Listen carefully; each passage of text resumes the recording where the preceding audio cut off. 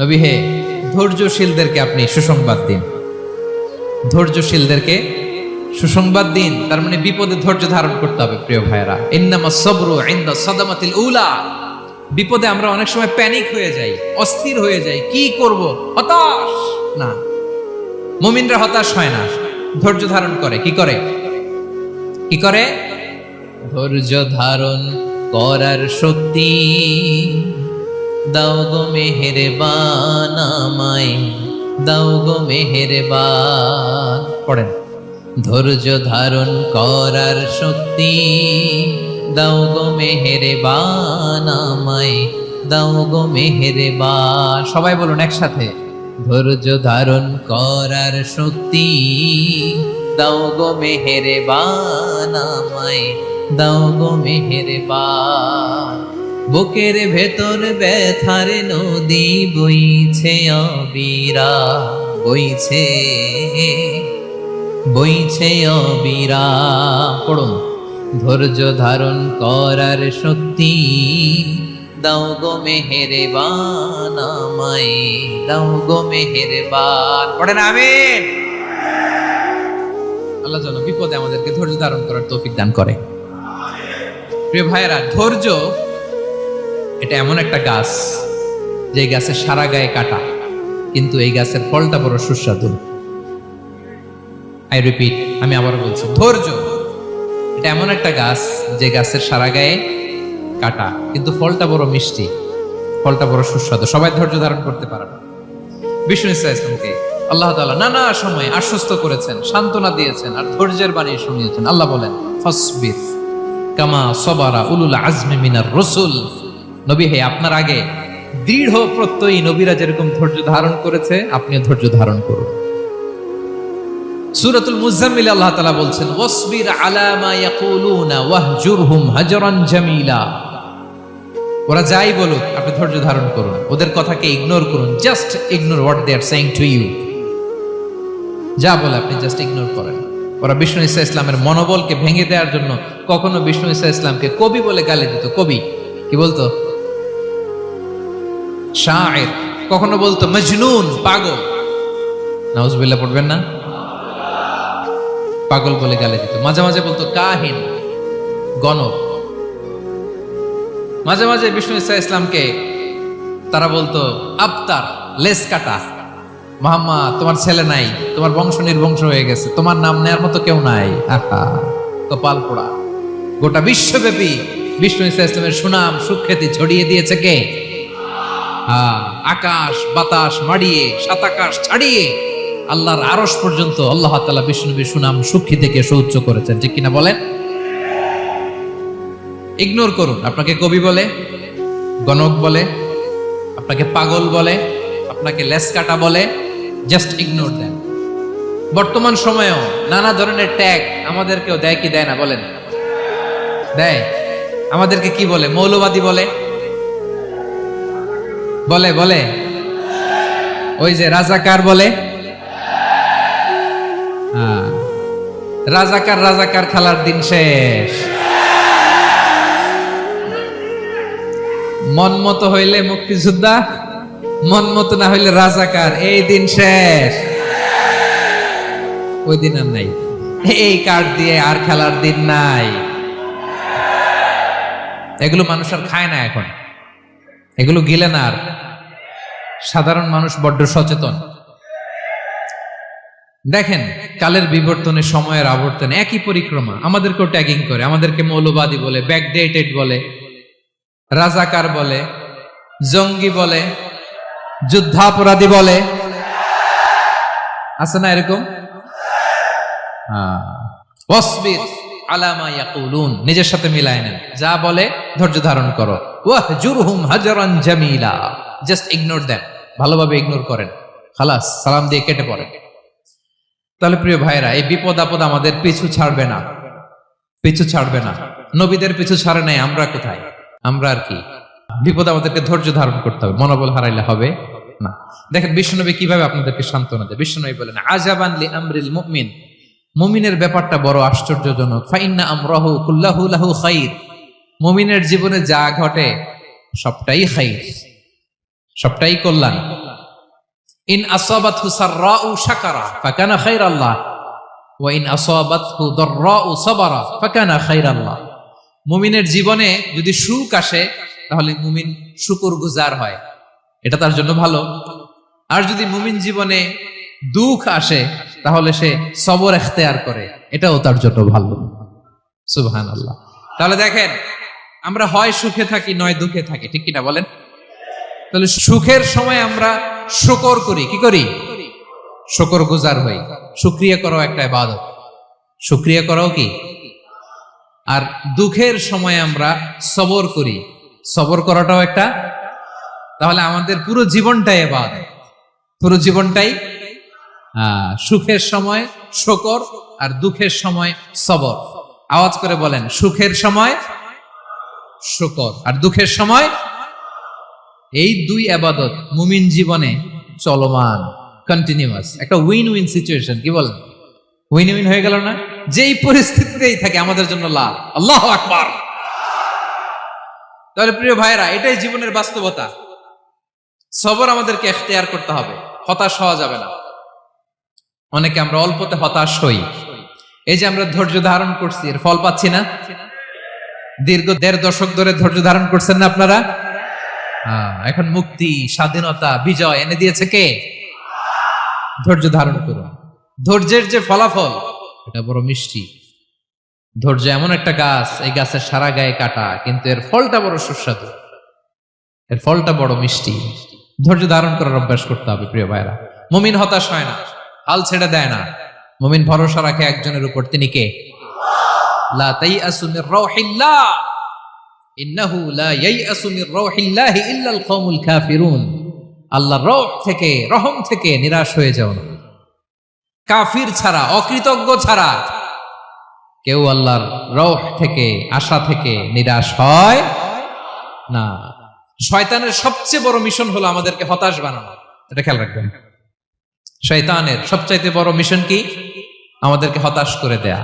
হতাশ বানাইতে পারলে সে সাকসেসফুল, খুশি। কিন্তু আমরা এত সহজে হতাশ হই না, আমরা নিরাশ হই না, আমরা বিপদে হাল ছেড়ে দেই না। আমরা ভরসা রাখি এক মহান সত্তার উপর, তিনি কে? মনে থাকবে? বিপদ আসলে ভেঙে পড়বেন, ভিসা না হইলে কান্নাকাটি শুরু করবেন, ব্যবসায় লস হইলে হাউমাউ, হতাশ হবেন, ভেঙে পড়বেন।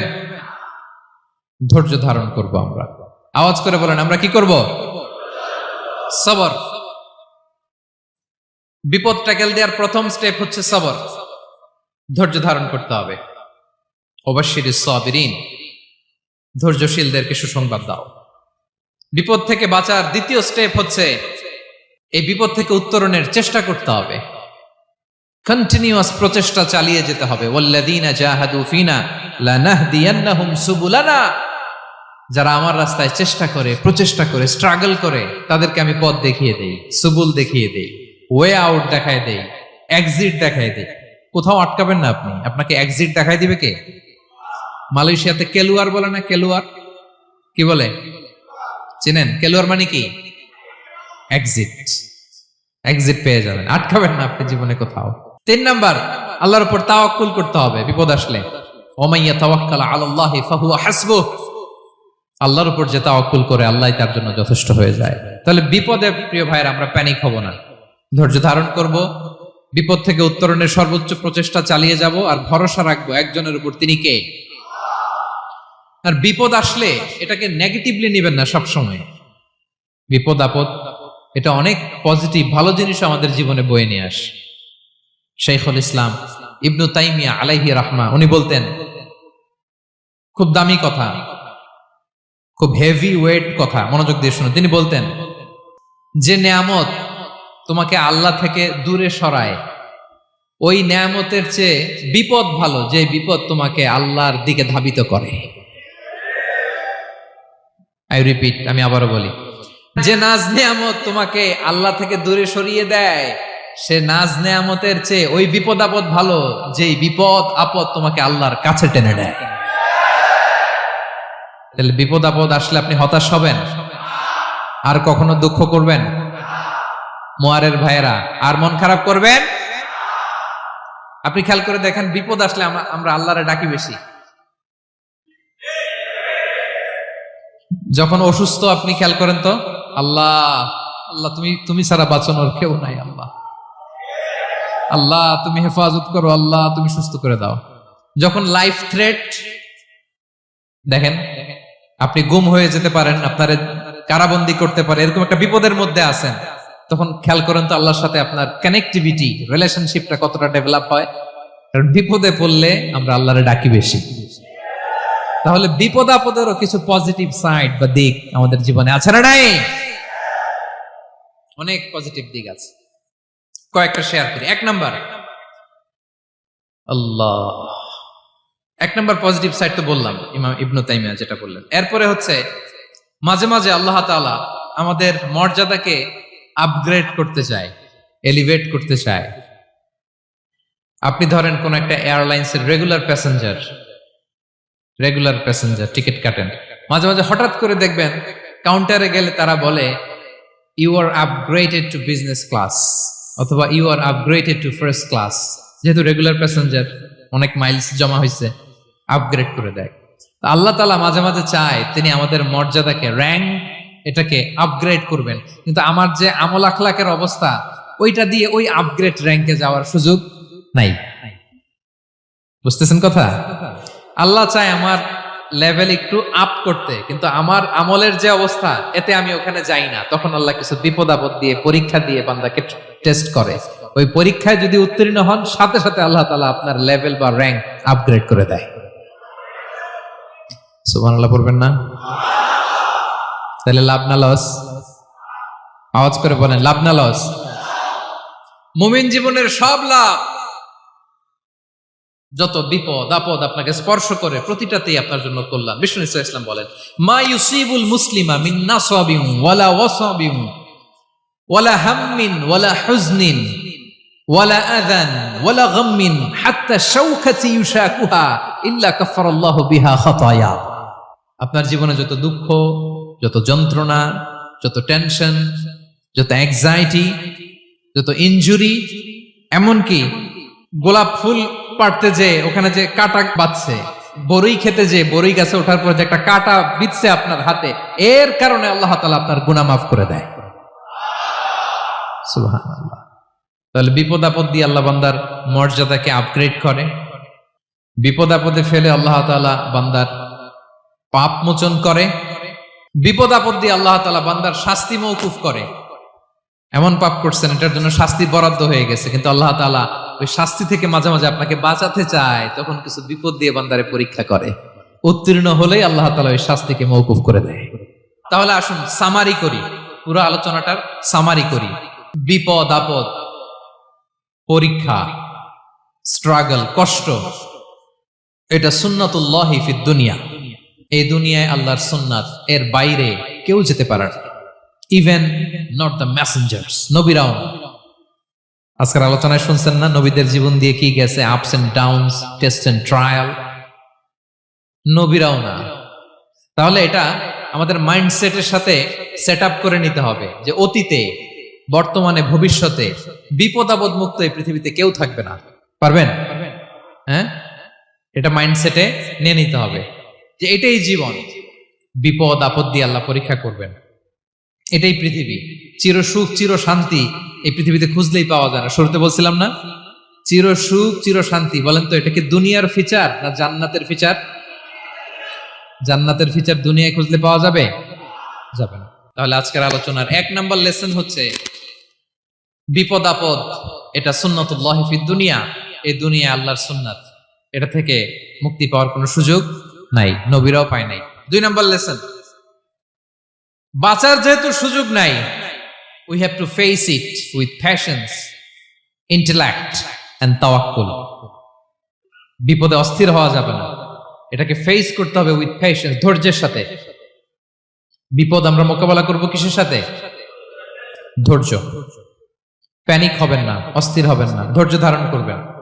উইথ ইন্টেলেক্ট, আল্লাহর দেয়া আপনার ইন্টেলেক্ট খাটিয়ে এই বিপদ উত্তরণের, সর্বান্তকরণের চেষ্টা প্রচেষ্টা আপনার চালায় যেতে হবে। আর সবশেষে আত-তাওয়াক্কুল আলাল্লাহ, ডিপেন্ডিং অন আল্লাহ, ভরসা করব কার উপর? আল্লাহর উপর। পারা যাবে তো?